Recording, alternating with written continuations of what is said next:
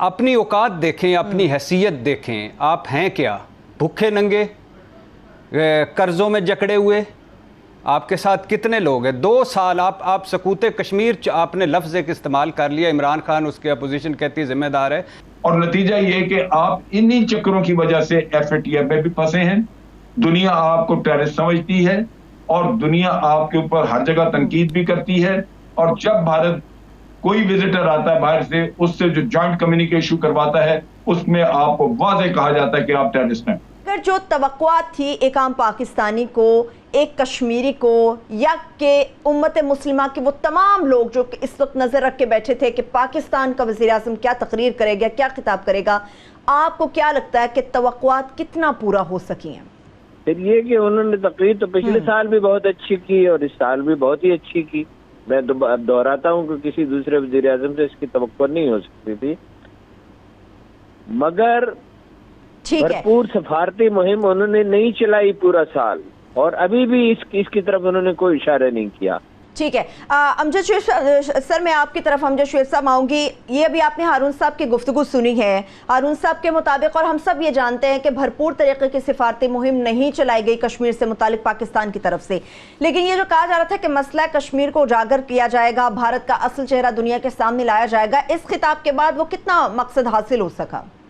देखिए, बात यह है कि जहां तक तकरीर का ताल्लुक है, तकरीर पिछले साल भी अच्छी थी, इस दफा भी तकरीर जामे थी, अच्छी थी, लेकिन वही एक तो जो हारून साहब बात कर रहे हैं कि तकरीरें ये एक सालाना रस्म बन जाती है अगर आप इसका फॉलो अप एक्शन ना करें, अगर आप इसका बाद में एक कैंपेन के तौर पे उन्हीं नुकात के ऊपर अपनी सफारतकारी ना करें जो आपने तकरीर में उठाए हैं, तो फिर ये एक बेकार सी चीज बन जाती है। ये बिल्कुल आपकी एक रस्मी हो जाती है चीज कि आपने एक सालाना रस्म अदा कर दी। लेकिन इसमें भी और पिछले साल की तकरीर में भी जो एक कमी, और मैं हर दफा ये बहुत सारे प्रोग्राम्स में भी और बहुत सारी जगहों पे जब सेमिनार्स वगैरह में मैं जाता हूं तो मैं ये पॉइंट उठाता हूं, हमने सबसे ज्यादा नुकसान उठाया है भारत के एक नैरेटिव से, और उसी की वजह से आज हम FATF में भी फंसे हुए हैं। वो है जो भारत आपके ऊपर दहशतगर्दी का इल्जाम लगाता है। अभी चंद दिन पहले अमेरिकन के साथ मिलकर उन्होंने एक जॉइंट कम्युनिके इशू किया, और उसमें उन्होंने फिर कहा कि पाकिस्तान को भारत में दहशतगर्दी नहीं करानी चाहिए और पाकिस्तान को लोगों को सजा देनी चाहिए जो लोग इसमें मुलव्वस थे। अब वो फिर बॉम्बे का किस्सा और पठानकोट वाला वो दोबारा खोल के उसके ऊपर वो तकारीर करवाने लगे हैं। ये वो चीज है जिसने दुख की बात है कि 70-80 हजार लोग मारे गए पाकिस्तानी, और भारत दहशतगर्दी कराता रहा, भारत मुलव्वस था APS के वाक़े में भी। कलभूषण आपके पास है, उसने मनी ट्रेल भी आपको दी है, वो सर्विंग ऑफिसर है, और आप लोगों को कभी तौफीक नहीं हुई कि आप अपने मुंह अपने माथे से ये कलंक धो लें कि जनाब हम दहशतगर्दी है, दहशतगर्द तो भारत है। हमें ये भी नहीं तौफीक हुई कि हम उस मनी ट्रेल को लेके तो FATF में चले जाते भारत के खिलाफ, और वहां कहते कि जनाब हमारे पास तो सबूत हैं स्टेट स्पॉन्सर टेररिज्म के भी, और ये है मनी ट्रेल। ना प्राइम मिनिस्टर कभी ये बात करते हैं, और नतीजा ये कि आप इन्हीं चक्करों की वजह से FATF में भी फंसे हैं। दुनिया आपको टेररिस्ट समझती है और दुनिया आपके ऊपर हर जगह तनकीद भी करती है, और जब भारत कोई विजिटर आता है बाहर से, उससे जो जॉइंट कम्युनिके इशू करवाता है, उसमें आपको वाज़ेह कहा जाता है कि आप टेररिस्ट हैं। हम रोज कहते हैं कि जनाब ये फॉल्स फ्लैग ऑपरेशन हुए, हमें भारत ने कभी कोई सबूत नहीं दिया, तो फिर दुनिया के सामने क्यों नहीं जाते, क्यों नहीं बताते, ये क्यों नहीं ये जिक्र करते अपनी यूनाइटेड नेशन की तकरीर में इस चीज का? ये वो चीज है जिसने पाकिस्तान को बहुत हद तक डैमेज किया है, बहुत हद तक डैमेज किया है, लेकिन यहाँ किसी को कोई तौफीक नहीं हुई कि ये भारत का असल चेहरा, जो रोज कहते हैं कि हम उसका भारत का असल चेहरा बेनकाब करेंगे, असल चेहरा ये है कि भारत एक टेररिस्ट मुल्क है, लेकिन यहाँ किसी ने ये काम नहीं किया। ठीक है, ठीक है। अच्छा भट्टी साहब, अमजद शुएब साहब जो बातें कर रहे हैं, हारून साहब ने जो बात की है, हम दुनिया की बात करते हैं कि भी दुनिया के सामने हम अपनी कामयाबियों को रखते हैं। करप्शन की वज़ीर आज़म पाकिस्तान इमरान खान साहब बात करते हैं, मनी लॉन्ड्रिंग के हवाले से इमरान खान साहब बात करते हैं, अमजद शुएब साहब ने अभी FATF से मुताल्लिक़ बात की है। ये जो मामलात हैं, अंदरूनी तौर पे ही हुकूमत इनके मामलात में खुद उलझी हुई नजर आती है, ऑपोजिशन की तनकीद हमें सुनने को मिलती है। तो ऐसे में जब अंदर से हमें मुज़ाहिमत है, तो दुनिया के सामने अपनी क्या कामयाबियां हम रख पाएंगे?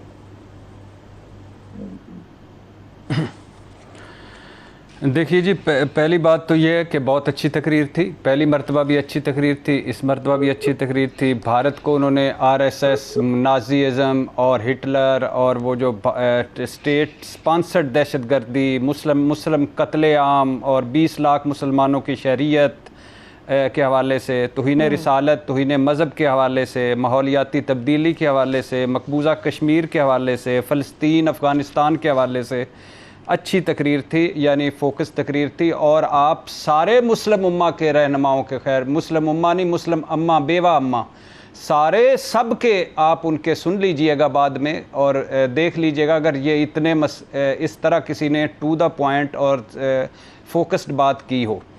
अब आ जाएं इस पर कि तकरीर का असर क्या होता है। इसमें कोई शक नहीं है कि हमारे सफारत खाने सुस्त निकले हैं, इसमें कोई शक नहीं है कि शाह महमूद कुरैशी साहब की जंग उतनी पुरअसर नहीं है सफारती जितनी होनी चाहिए थी, इसमें कोई शक नहीं है कि तो हम पिछले 40 साल से उन्हें वज़ीर ख़ारजा क्यों लगाया गया? भट्टी साहब, उन्हें वज़ीर ख़ारजा क्यों लगाया गया? वो तो पहले से देखे गए थे कि किस किस्म की उनकी ख़ारजा पॉलिसी रही है, किस किस्म के उनके मामलात होते हैं खारजी जो वो हल करने की कोशिश करते हैं।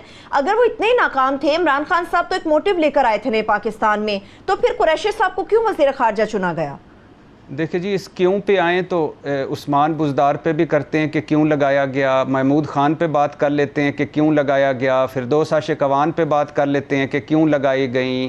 कुरैशी साहब ने कश्मीर का मामला उस तरह से नहीं उठाया जिस तरह से उठाया जा सकता था। APS के जुडिशल कमीशन की रिपोर्ट सामने आई है, उसका जिक्र इस किताब के अंदर होना चाहिए था जो नहीं हुआ। तो क्या अपोजिशन ये जो बात करती है कि सकूत कश्मीर की जो असल जिम्मेदार है वो इमरान खान साहब की हुकूमत है, तो आप इससे मुत्तफिक होंगे? देखिए, ऑपोजिशन तो कर रही है सियासत। फैक्ट ये है कि एक अपॉर्चुनिटी मिली थी जब मोदी ने उसको यूनियन टेरिटरी डिक्लेयर किया, एक तरफा एक्शन किया, तो एक चीज वाज़ेह हुई कि ये फिर मसला जो कि दबा हुआ था ये सामने आ गया। आर्टिकल 370 की एप्लीकेशन के साथ ये पब्लिक में और दुनिया में उठा। ये हमारे लिए एक अपॉर्चुनिटी थी और इसमें इतना गैर कानूनी काम, उसकी जो यूनियन टेरिटरीज वगैरह उसने बनाई वो भी एक गैर कानूनी, क्योंकि आपके पास इंटरनेशनल अक़वाम मुत्तहिदा की करारदादें मौजूद हैं, फिर वहां पे जो जुल्म बर्बरियत हो रही है, ये सारी चीजें दुनिया को रटानी पड़ती हैं, आपको बार बार दोहरानी पड़ती हैं, इसको हर जगह जा जाके इसका ढोल पीटना पड़ता है। इंडिया भी सफारतकारी कर रहा है, आप भी करेंगे तो आपका एक मुकाबला है उनके साथ, आपने उनसे बेहतर करनी है सफारतकारी। अगर वो 24 घंटे काम करते हैं तो आपको 36 घंटे काम करना पड़ेगा, क्योंकि उसका एक क्लाउड है दुनिया में, उसका एक इम्पैक्ट है ऑलरेडी।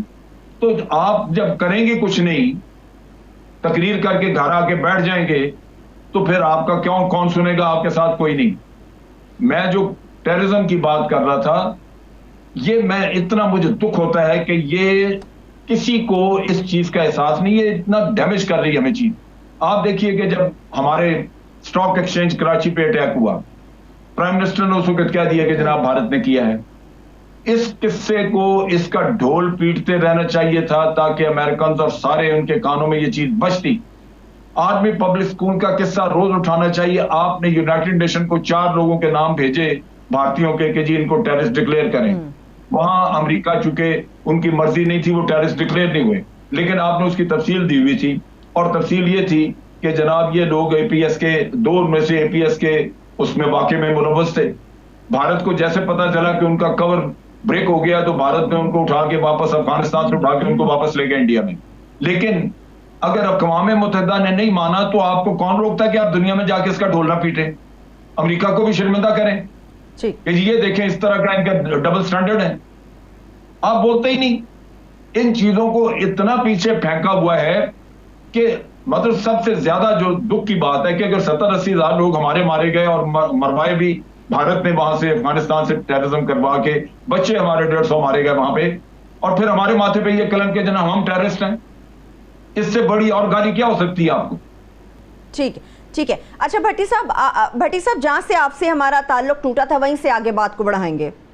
जी मैं देखिए, एक तो जो बात की मोहतरम हारून रशीद साहब ने, जनरल अमजद शोएब साहब ने, उनके साथ एग्री करते हुए आगे बढ़ते हुए, अपनी औकात देखें, अपनी हैसियत देखें। आप हैं क्या?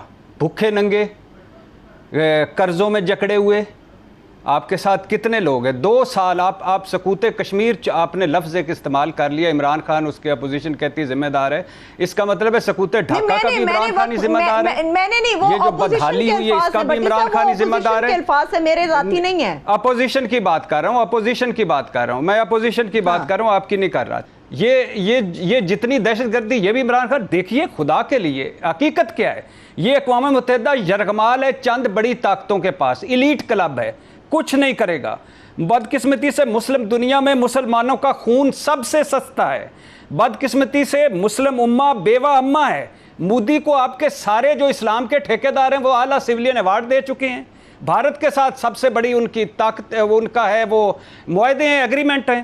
او آئی سی مکہ ڈکلیریشن سے کشمیر نکل جاتا ہے، او آئی سی دبئی یو اے ای میں آپ کو وہ سشما سوراج مرحومہ کو بلا لیا جاتا ہے۔ اگر عیسائی ہوتے کشمیر مقبوضہ وادی میں تو آج صورتحال مختلف ہوتی۔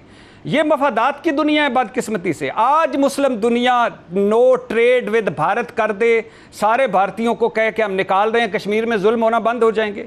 آج 5 بڑی طاقتیں بیٹھ جائیں فلسطین اسرائیل پر تو سارا ہو جائے۔ آپ کا حال کیا ہے؟ کبھی یو اے ای تسلیم کر رہا ہے اسرائیل کو، کبھی فلانا تسلیم کر رہا ہے۔